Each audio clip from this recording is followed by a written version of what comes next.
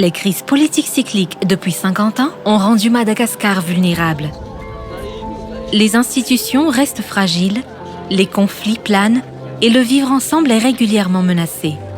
La paix est plus que jamais au cœur des grands défis.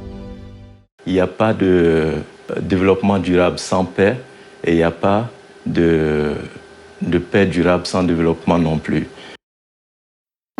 Le système des Nations Unies s'est engagé aux côtés du gouvernement de Madagascar pour l'appuyer dans les efforts de paix et permettre au pays de sortir de cet état de fragilité.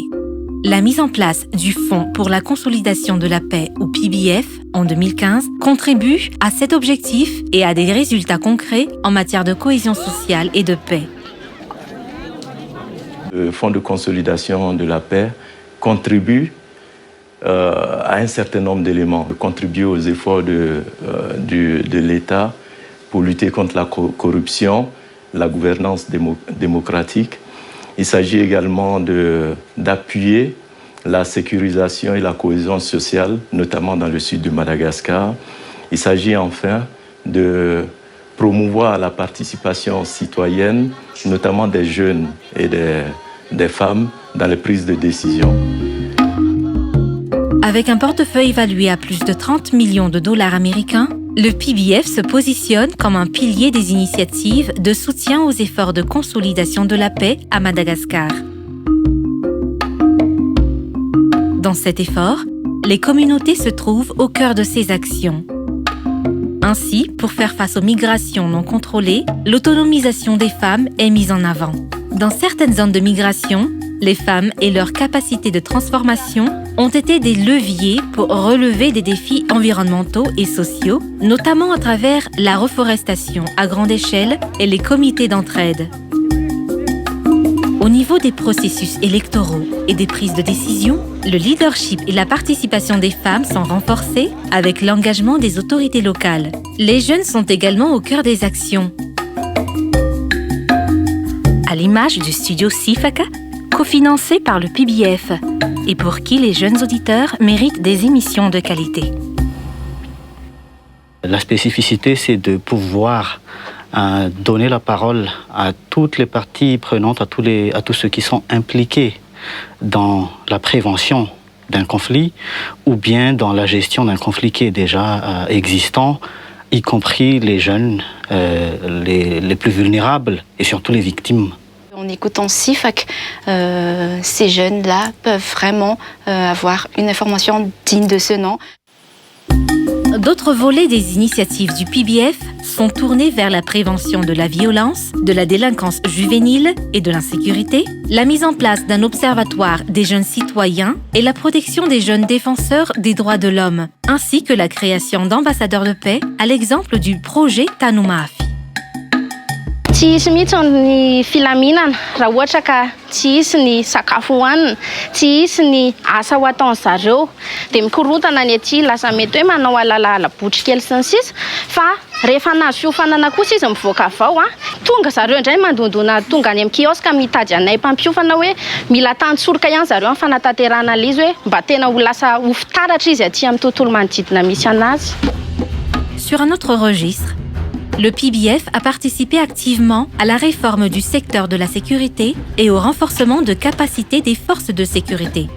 Le fonds contribue également à la lutte contre la corruption à travers le projet d'appui à une gouvernance démocratique. La corruption, c'est un phénomène qui est source de troubles, non seulement au niveau de la société, mais également au niveau de toutes les institutions d'un pays.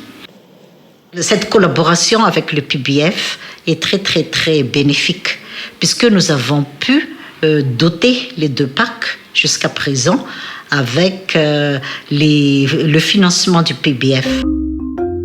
Le pôle anticorruption a statué sur plus de 400 dossiers en 3 ans, représentant un flux financier avoisinant les 49 milliards d'ariary. Un premier pas prometteur dans une lutte qui s'annonce rude.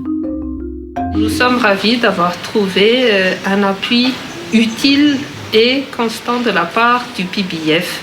Cet appui-là s'est concrétisé à travers 2 projets que nous menons actuellement avec le PBF. Le projet Aramas, c'est un projet qui s'intéresse à la redevabilité parlementaire et cherche aussi à renforcer la confiance citoyenne envers les députés, puisque l'on sait que par la force des choses, cette confiance-là est encore mise à mal aujourd'hui. Et cela permet aussi aux citoyens d'être informés de ce qui se passe dans le pays et aux décideurs de prendre des décisions qui s'imposent pour lutter plus efficacement contre la corruption. D'un côté, il y a l'appui au réseau de journalistes MALN, donc. Ceci a résulté par la production du magazine Chanjaka by MALN.